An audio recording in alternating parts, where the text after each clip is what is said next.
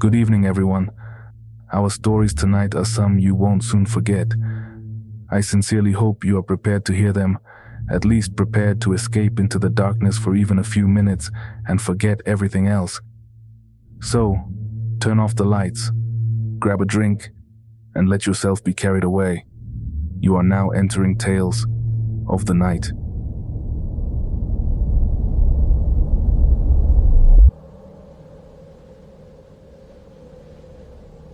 A few days ago, we were awakened by the screams of the lady from the house across the street.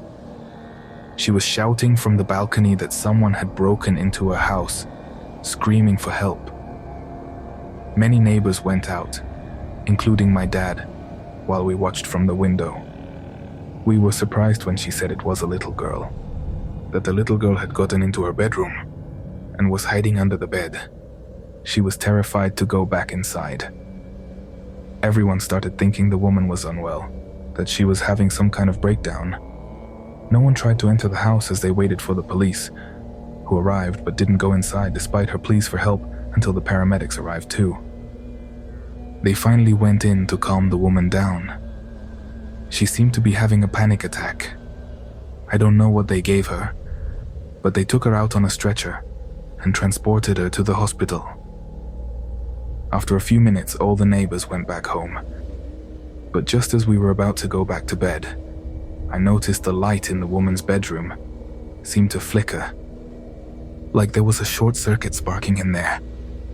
I told my mom, who came over to look with me. By the time she did, the light had stopped flickering, but the curtain slid open, ever so slightly. There were no lights on in that house, but we could very clearly see someone peering out. A little girl. It's been 3 days now, and the woman still hasn't come back. I don't know if I should tell her or how to tell her that. She was right. There was someone in her room.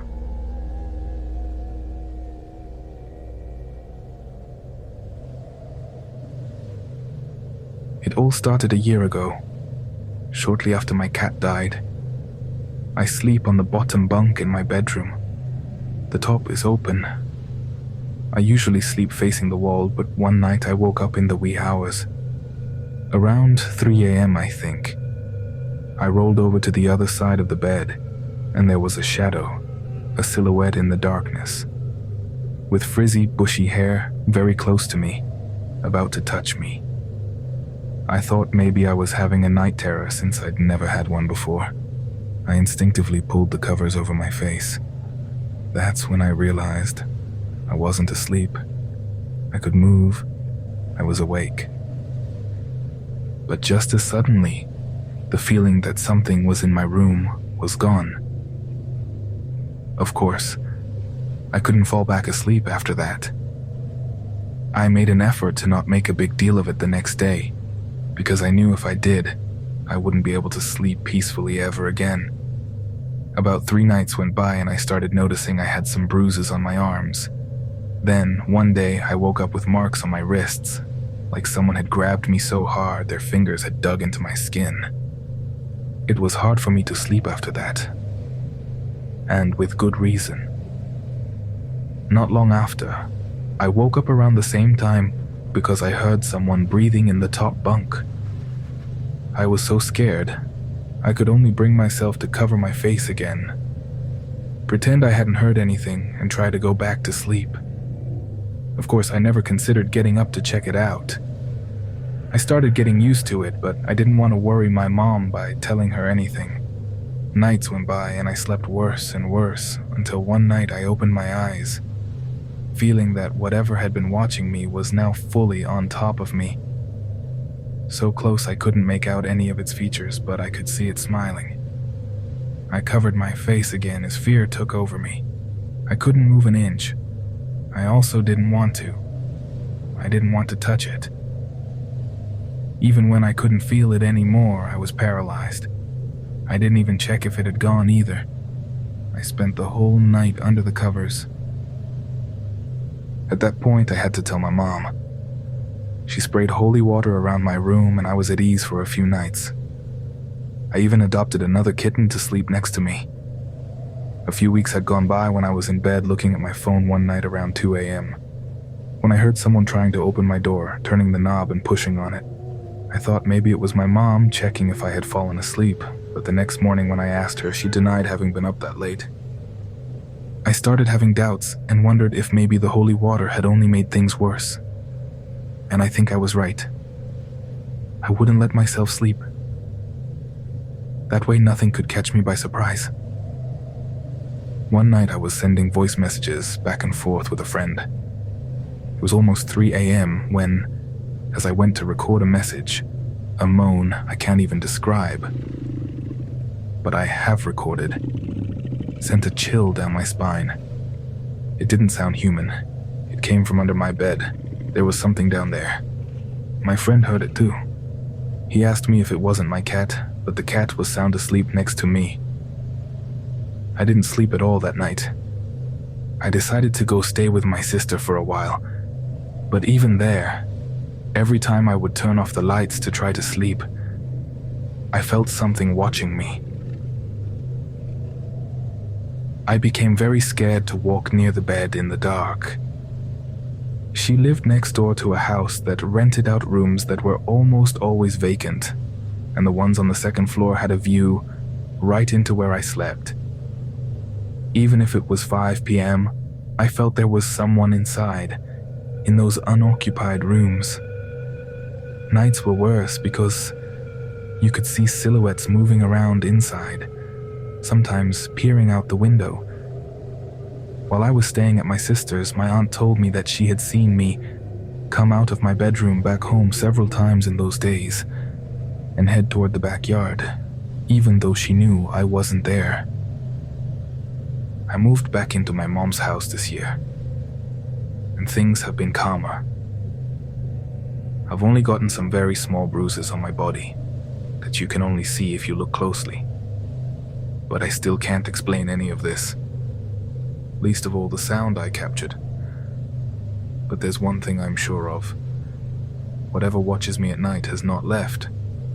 It still inhabits my room, and it won't be long before it shows itself again.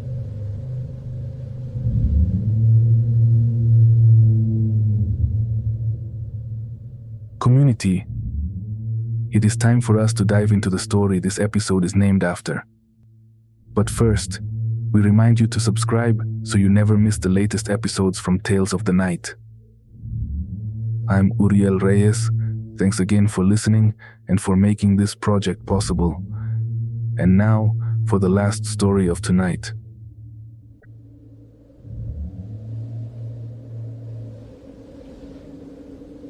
My grandmother's house is strange. It has a huge patio in the middle, and the room's windows all form a circle around it. That is, from the bedrooms you can see everything from all angles of the patio. It's very creepy if you think about it, but we had never had any weird experiences, and my siblings and I loved going there. We even left overnight clothes there, as we often stayed. Her other grandchildren also visited, but not as much as us. We were even there when my grandmother's best friend was battling cancer. The poor woman fought for a terrible few months, until she finally rested. My grandmother was the only person she trusted, so she was practically living at her house during that time. We were staying at my grandmother's, helping take care of her 2 dogs. Well, that was just an excuse. We were 11, 13, and 14, and we took turns staying there, and nothing scary or paranormal had ever happened. That is, until the time my 2 brothers stayed with me. It was the first time in a long time that we were there together. We plugged in the Nintendo 64 and started playing Mario Kart. Suddenly we heard something. At first we thought it was coming from another house in the distance, but it seemed to grow clearer and closer after a while. It was a very old tune. "Is it coming from the living room?" one of my brothers asked. "Who knows? Is it Grandma?" I asked, while my older brother slowly approached the window of our room to see the rest of the house. We turned off the TV, got close behind him. His next words terrified me. "There's someone in the living room. They broke into the house.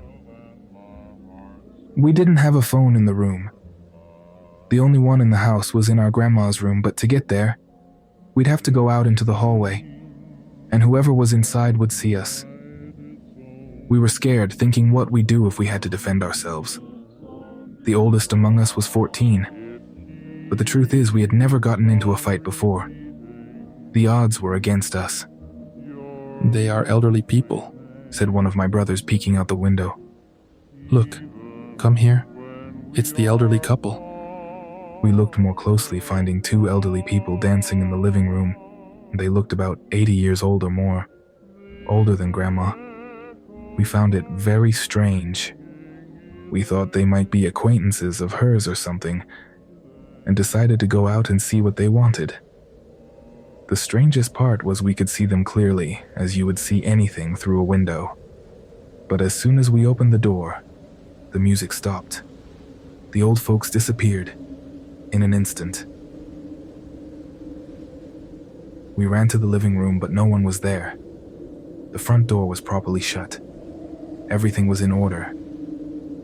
Grandma's record player was even unplugged, and she would later confirm that it didn't even work anymore. The next morning, when Grandma went to the house, we told her what we'd seen, and she was puzzled. She had never seen anything weird in that house in over 2 decades, but she believed us. She said she would ask the lady who sold it to her, the daughter of the former owners who lived around the corner. When she went to see her the next day, only the mother was home, that is, the woman who had lived her in my grandmother's house before her. Grandma said she seemed to be close to 100 years old, that she could barely hear her. But when Grandma told her that she now lived in her former house, the lady invited her in. When my grandmother told her what we had seen, the woman smiled and after a moment said that her husband always kept his promises. She told her their story. As it was common in those times, she and her husband were forced to marry very young and they had a relatively happy life. Her husband had always been the best partner she could hope for. But over time she realized that he was not truly happy. She realized, however, how happy he was when his best friend visited along with his wife. His expression would change. He wouldn't stop smiling. That happiness was so clear that one night, after one of those visits, she asked him very seriously, Are you in love with your friend's wife?" The man felt exposed. He couldn't hold back. He could not lie to his wife. He never had, and he never would. But it wasn't what his wife thought. And suddenly everything became very clear. That friendship, that childhood friendship with his best friend, it had always been surrounded by love. By a mutual love that neither of them dared confess in those times. Upon growing up, both married and started families and tried to be the men everyone expected them to be. Family men. "I have never broken the oath of fidelity I made you, and I never will. I love you, and I promised you my whole life." That's what the man told his wife. And she somehow understood. And although at first she struggled to keep accepting visits from her husband's friend, she understood that it made them both happy. The two chatted in the yard over a beer, while the ladies prepared coffee. On one of those nights, they put music on in the living room. The friend's wife invited her husband to dance. Then the lady of the house sat next to her husband's friend, and with a single phrase, let him know that she knew everything, that she also understood. After all, they both loved the same person, who at that moment was dancing happily with his best friend's wife. The man was too ashamed to respond, and quickly wiped away the tears streaming down his cheeks. At that point in the story, the lady excused herself to prepare some coffee. Then she continued. She was 70 when her husband's friend died, and her husband soon became ill with grief. He spoke to himself on his deathbed, and after saying her goodbyes, she couldn't help overhearing. In another life, perhaps, you and I could have danced without fear. I promise, in another life, we will. The dying man said, with the little breath he had left. The lady smiled with tears in her eyes and turned to look at my grandmother. You know, I'm happy for him. My husband always kept his promises, even the last one.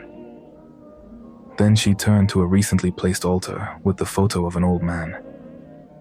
Look, my old man left us 2 months ago. He finally went to rest. When did you say they saw them? The day before yesterday, my grandmother replied. Well, I guess time works differently for them, right? I can't complain about anything. He made me happy in this life. All of it. Entirely. Hopefully in the next one, he gets to be as happy as he deserved to be. My grandmother couldn't help smiling too. That was 20 years ago, and those spirits were never seen again.